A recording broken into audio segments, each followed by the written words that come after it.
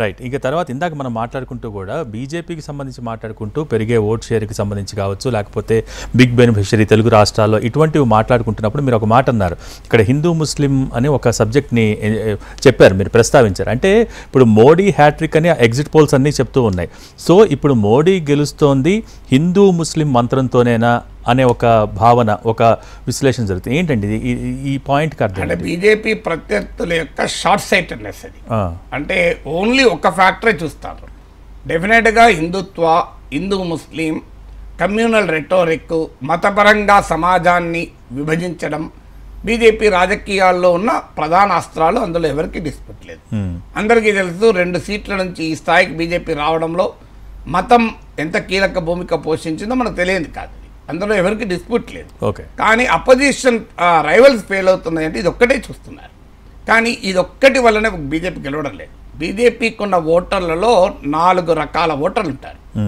ఒక ఓటర్ ఏమో RSS ideologically committed. ఇది చాలా చిన్న సెక్షన్. ఇప్పుడు సిఎస్డిఎస్ లోక్నీతి వాళ్ళ సర్వేలో కూడా పోస్టల్ స్టడీలో ఒక 11% మంది హిందూ రాష్ట్రం కావాలన్నారు. సో కోర్ ఐడియాలజికల్ ఓటర్ ఒక సెక్షన్. రెండో section Hindu ecosystem voter. Hindu ecosystem voter అంటే ఇప్పుడు మీకు గణేష్ సేవా సమితి, గాయత్రి పరివార్, మీకు Art of Living, Sri Sri Sri Ravishankar, Jaggi Vasudev Isha Foundation, Baba Ramdev, Patanjali. So ఇలా అనేక రకాల వీళ్ళెవరు డైరెక్ట్గా ఆర్ఎస్ఎస్తో ఎంత సంబంధం ఉన్నది అన్నదానికన్నా కూడా ఓవరాల్గా ఒక హిందూ ఇకోసిస్టమ్ ద్వారా ఒక హిందుత్వ పాలిటిక్స్కి ఒక అనుకూలమైన సోషో పొలిటికల్ వాతావరణాన్ని తీసుకొచ్చినటువంటి వీరు. ఇది రెండవది. మూడవది పొలిటికల్గా బీజేపీ వెనకాలన్న మోడీ ఓటర్. సో మీకు లాస్ట్ నేషనల్ ఎలక్షన్ స్టడీస్ ప్రకారం 2019లో ప్రతి 3 బీజేపీ ఓటర్లు ఒకరు మోడీని చూసి ఓటేశారు. కర్ణాటక లాంటి స్టేట్లో ప్రతి 2లో ఒకరు మోడీని చూసేశారు. సో అందువల్ల మోడీ ఫినామినన్. ఎందుకంటే మోడీ ఫినామినన్ ఉన్న ప్రత్యేకత ఏంటంటే ఒక హిందుత్వ ఐకాన్. హిందుత్వవాదులకు వారసత్వ రాజకీయాలతో ఏవగింపు ఉన్న వారికి ఆయన యొక్క ఛాయ్వాలా నుంచి ప్రధానమంత్రి అయిన ఒక మెరిట్తో నాయకుడు. మూడవ అలాగే యంగర్ జనరేషన్తో అపూర్వమైన కనెక్ట్, మామూలు కనెక్ట్ కాదు. మీకు అర్థం కావాల్సింది చాలామందికి ఏంటంటే ఇలా మోడీ ఒక ఉపన్యాసంలో మోడీ చెప్పాడు, కామన్ మ్యాన్ అనే ఎగ్జాంపుల్ తీసుకొని ఆయన ప్రత్యర్థులు అంటే ఆయన రాహుల్ గాంధీని ఉద్దేశించి అన్నాడు. రాహుల్ గాంధీకి కామన్ మ్యాన్ తెలవాలంటే ఆయన భారత్ జోడో యాత్రలు జరపాలి, కామన్ మ్యాన్ దగ్గరికి వెళ్ళి గెలవాలి. నేనేమో కామన్ మ్యాన్గానే జీవించి కామన్ మ్యాన్లతోనే బతికొచ్చాను అన్నాడు. అప్పుడు అది రియల్ కదా. ఇప్పుడు మనం కాదనే తనలేం కదా. ఇప్పుడు రాహుల్ గాంధీ జీవితం ఏంటి? తండ్రి ప్రైమ్ మినిస్టరు, నానమ్మ ప్రైమ్ మినిస్టరు, ముత్తాత ప్రైమ్ మినిస్టరు. సో ఆయన కామన్ మ్యాన్ కావాలంటే ఆయన భారత్ జోడో, భారత్ నా యాత్రలు జరపాల్సి వచ్చింది. మోడీ జీవితం అంతా కామన్ మ్యాన్తో ఆర్ఎస్ఎస్ ప్రచారంగా మొదలైంది. సో కామన్ మ్యాన్ పద్ధతిలో పెరిగింది కదా. లైఫ్ కూడా అలాంటిదే కదా. ఒక సాధారణమైనటువంటి కుటుంబంలో పుట్టాడు. సో అందువల్ల ఈ ఎక్స్పీరియన్స్ అనేది మామూలు ఎక్స్పీరియన్స్ కాదు. సో లైఫ్ నీకు జనంతో ఉన్నప్పుడు ఉండే అనుభవము నీకు ఇంకా ఎక్కడ ఉండదు. సో అందువల్ల అది మోడీ ఓటర్. నాలుగవది ఎథికల్ ఓటర్. అంటే కాంగ్రెస్ పాలిటిక్స్తో చిరాకెత్తి, ప్రాంతీయ పార్టీల వారసత్వ రాజకీయాలతో చిరాకెత్తి, కాంగ్రెస్ పార్టీ అవినీతి కుంభకోణాలతో విసిగెత్తి, సో మనకు తెలుగు సినిమాల్లో చూపెట్టేటువంటి ఒక టిపికల్ పొలిటీషియన్. సో నా 5 ఉంగరాలు పెట్టుకొని కద్దరు బట్టలు వేసుకుని లేపినవారా లేపలేదారా ఇంకా లేపాయి అంటాడు చూడు, అట్లాంటి. సో ఈ type of typical Telugu cinema politician వీళ్ళందరినీ కూడా కాంగ్రెస్ క్యారికేచర్ లాగా ప్రజెంట్ అయ్యారు. ఎందుకంటే కారణం కాంగ్రెస్ కాదు, కాంగ్రెస్లో అంతా అలాంటి వాళ్ళు ఉన్నారా? లేరు. కాంగ్రెస్లో కూడా శశి తరూర్ లాంటి అద్భుతమైన ఇంగ్లీష్ మాట్లాడే నాయకులు ఉన్నారు. మల్లికార్జున్ ఖర్గే లాంటి క్షేత్రస్థాయి నుంచి వచ్చి జాతీయ అధ్యక్షుడైన వాళ్ళు ఉన్నారు.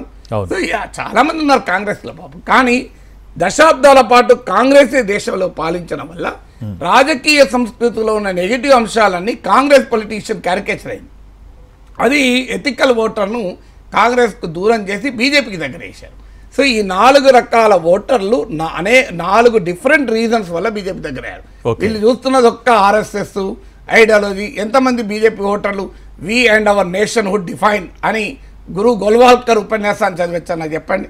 లేదు ఎంతమంది పాంచజన్య బంచ్ ఆఫ్ థాట్స్ అని అడిగేవారు ఉపన్యాసాలు చదివారు, పుస్తకాలు చదివారు చెప్పండి బీజేపీ ఓటర్లు.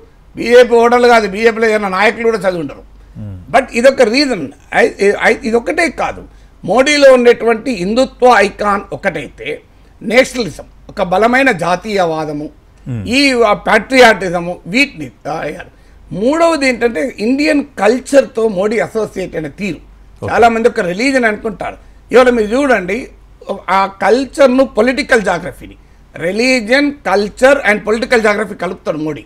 మిగతా ఇంత అది నువ్వు రైటా రాంగా ఎవరి ఒపీనియన్ అనుకుండొచ్చు, but that is a wonderful strategy కదా. ఇప్పుడు 2019లో ఉత్తరాఖండ్ గుహలలోకి వెళ్ళాడు. ఎప్పుడు ఎలక్షన్ క్యాంపెయిన్ అయిపోయి సైలెంట్ పీరియడ్లో సైలెంట్ మెసేజ్ ఇచ్చే నాయకుడు ఇంతవరకు చూడలేదు ఎవరిని. అది ఎలక్షన్స్కి 24 గంటల ముందు, 36 గంటల ముందు సైలెంట్ పీరియడ్లో సైలెంట్గా పోయి ఒక పవర్ఫుల్ ఇంపాక్ట్ చూపెట్టారు. ఒక గోల్లోకి వెళ్ళి వచ్చాడు, గోలోకి పోయేటప్పుడు కెమెరాలు, గోలో బయటకు వచ్చేటప్పుడు కెమెరాలు. ఇలా 2024లో కన్యాకుమారి వివేకానంద్ రాక్ మెమోరియల్కి వెళ్ళాడు. ఎందుకంటే ఈ దేశంలో హిందుత్వ అభిమానులు కాని వాళ్ళు కూడా స్వామి వివేకానంద అభిమానులు. స్వామి వివేకానంద అభిమానులు చాలామంది ఉంటారు మీకు. ఎందుకంటే వివేకానంద డజంట్ రిప్రజెంట్ హిందుత్వ, ఈ represent the Indian spiritual renaissance. So అందువల్ల ఇండియన్ స్పిరిచువల్ రెనేసెన్స్తో ఉత్తేజితులు చాలామంది ఉంటారు. నాలాంటి వాడు కూడా స్వామి వివేకానంద రచనలంటే చాలా స్ఫూర్తి నాకు. సో అందువల్ల నేను రామకృష్ణ మిషన్ స్వామీజీలతో కలిసి ప్రోగ్రామ్ కూడా చేశాను. మీరు స్వామి స్థితికంఠానంద, స్వామి బోధమయానందలతో వీడియోలు ఉంటాను నా యూట్యూబ్ ఛానల్. సో అందువల్ల ఆ సెక్షన్ అట్రాక్ట్ అయ్యాడు. మీరు చూడండి భోగి 2029లో మోడీ ఎక్కడికి పోతాడో ఇప్పుడే చెప్తాను నేను. బహుశా ఇప్పుడు చెప్పగలుగుతాను నేను 90% రైట్ అవుతుంది. నా అంచనా అరుణాచల్ ప్రదేశ్లోని తవాంగ్ బౌద్ధ మత క్షేత్రానికి వెళ్తాడు. అది చైనా బార్డరు, చైనా క్లెయిమ్ చేసుకునే ప్రాంతము, అది నార్త్ ఈస్ట్. సో ఇప్పుడు అక్కడికి వెళ్ళి సో ఒక కొత్త సెక్షన్ అట్రాక్ట్ చేసే అవకాశం ఉంది. సో అందువల్ల మోడీ కల్చర్ను మీరు చూడండి, ఆ కల్చర్, రిలీజన్ అండ్ ఇది ఉపవాసం ఉంటాడు నవరాత్రోత్సవాలప్పుడు, ఇవన్నీ రిలీజను, కల్చరు, పొలిటికల్ జాగ్రఫీని పవర్ఫుల్గా మిక్స్ చేస్తాడు. అన్నిటికీ మించి వెల్ఫేరిజము, డెవలప్మెంట్ కూడా ఉంది. ఇది చాలామంది మర్చిపోతారు. ఇప్పుడు మోడీ ఉపన్యాసంలో ఒక ఇంట్రెస్టింగ్ పీస్ ఆఫ్ స్టాటిస్టిక్స్ ఇచ్చాడు. ఇది రియల్ కూడా. ఒకప్పుడు పాస్పోర్ట్ రావాలంటే మీకు ఎన్ని రోజులు పట్టేది? 50 రోజులు, 55 రోజులు పట్టేది. తత్కాళ్ళు, బ్రోకర్లు, నానా బీవస్తం. ఇప్పుడు ఎంత పడతారు? 5-6 రోజుల్లో వస్తుంది. ఇది మార్పు కాదా? ఈజ్ ఆఫ్ లివింగ్ కాదా అంటాడు ఆయన. ఇది నిజమే కదా, కాదని ఎలా అనగలం? మోడీ పట్ల ఏమైనా ఐడియాలజికల్ హేట్రెడ్ ఉన్నాడు తప్ప రియాలిటీ ఒప్పుకోవాలి కదా. మన కళ ముందు అది ఎలా జరిగింది? అంతకుముందు 2014లో 77 పాస్పోర్ట్ సేవా కేంద్రాలు ఉన్నాయి. ఇప్పుడు 525. నీకు టోల్ గేట్ దగ్గర ఎవరేజ్ టైం 2014లో 12 minutes. ఇప్పుడు 30 seconds ఫాస్టాగ్ వచ్చాక ఎవరేజ్ టైం. ఇది ఈజ్ ఆఫ్ లివింగ్ కాదా అంటాడు. సో ఇవన్నీ గతంలో జరగలేదా? జరగచ్చు, కానీ వాళ్ళు చెప్పుకోలేదు, వీళ్ళు చెప్పుకోగలుగుతున్నారు. అది మీకు ఇంకొక ఉదాహరణ చెప్పాడు ఆయన. మీకు ఇలా అంటే ఒక ఈజ్ ఆఫ్ ప్రజల ఈజ్ ఆఫ్ లివింగ్ అనేది ఒకప్పుడు మీకు ఇన్కమ్ ట్యాక్స్ రీఫండ్ మనందరికీ అనుభవం. ఎవరేజ్ టైం 93 రోజులు పట్టేది. కొంతమందికి అయితే 2 ఏళ్ళు, ఏడాది, 3 ఏళ్ళు కూడా పట్టేది. ఇప్పుడు ఎవరేజ్ టైం 10 రోజుల్లో నీకు డబ్బులు రిటర్న్ వస్తున్నాయి. దీనికి టెక్నాలజీ ఉపయోగపడింది, డౌట్ లేదు. కానీ అది క్రెడిట్ గోస్ టు హిమ్ కదా అంటాడు. ఇప్పుడు 80 కోట్ల మందికి ఉచితంగా ఆహార ధాన్యాలు ఇస్తుంది. దాని ప్రభావం ఉండదా? రాముని కన్నా రేషన్ ప్రభావం చాలా ఎక్కువ. సో బీజేపీ ప్రత్యర్థులు ఒక ఐడియాలజికల్ హేట్రెడ్ వల్ల, అంటే బీజేపీ పట్లున్న సైద్ధాంతిక వ్యతిరేకత వల్ల, సైద్ధాంతిక విద్వేషం, వ్యతిరేకత కాదు, మోడీ ప్రత్యేకతలో ఉండేటువంటి దాన్ని డీకోడ్ చేయలేకపోతున్నారు. If you fail to decode Modi, when will you defeat Modi? నాకు చెప్పండి. నువ్వు డీకోడ్ చేయకపోతే డిఫీట్ వస్తుందా? Is it possible? First you to decode Modi's victory. Modi ఎందుకింత పవర్ఫుల్ అయిందైతే క్లియర్ కదా, అందులో డిస్ప్యూట్ లేదు కదా. వై మోడీ ఈజ్ పవర్ఫుల్, దానికి ఆన్సర్ ఉండాలి కదా. So you should decode Modi to defeat Modi. డీకోడే చేయడం లేదు. డీకోడ్ చేసేటప్పుడే నీ ఐడియాలజికల్ హేట్రెడ్ ద్వారా చూస్తున్నావు. బట్ రియలిస్టిక్గా చూడాలి. చాలామంది విశ్లేషకులు కూడా ఏం చేస్తారంటే, నాకు మోడీ పట్ల కోపం ఉంది, బీజేపీని నేను లైక్ చేయను ఐడియాలజికల్గా, సో బీజేపీ ఏం లేదని తిడతా, మోడీ ఏం చేయలేదంట, మోడీ ఏం చేయలేదు చేసింది కూడా చెప్ప నేను అంటే ఒప్పుకోండి. ఇది ఎట్లా కరెక్ట్ అవుతుంది? ఫాస్టాగ్ వచ్చింది టోల్ గేట్ దగ్గర, నీ అనుభవం నా అనుభవం, ఇదివరకు 12 నిమిషాలు పట్టేది, ఇప్పుడు 30 సెకండ్లు పోతాను. ఫ్యాక్టే కదా అది, కాదని ఎట్లా అంటాం? అఫ్కోర్స్ పెట్రోల్ ఛార్జీలు పెంచారు, డీజిల్ ఛార్జీలు పెంచారు, టోల్ ఛార్జీలు పెంచారు. ఎన్నికలు అయిపోయినా 5% టోల్ ప్రైస్ పెరిగినాయి. 2వ తారీఖు రాత్రి నుంచి పెరిగింది, కానీ ఎన్నికలు అయిపోయినాయి కదా అప్పటికి. సో అందువల్ల ఇక అన్నిటికీ మించి మోడీ ప్రత్యర్థులు క్రియేటివ్గా జనంలోకి తీసుకెళ్ళకపోవడం. మీరు ఎన్నికలప్పుడు అత్యంత పవర్ఫుల్గా ముందుకొచ్చింది రాజ్యాంగం. మీరు రాజ్యాంగం ఒక ప్రమాదం ఏర్పడుతోంది అనే క్యాంపెయినే ఇండియాకు ప్రధాన క్యాంపెయిన్.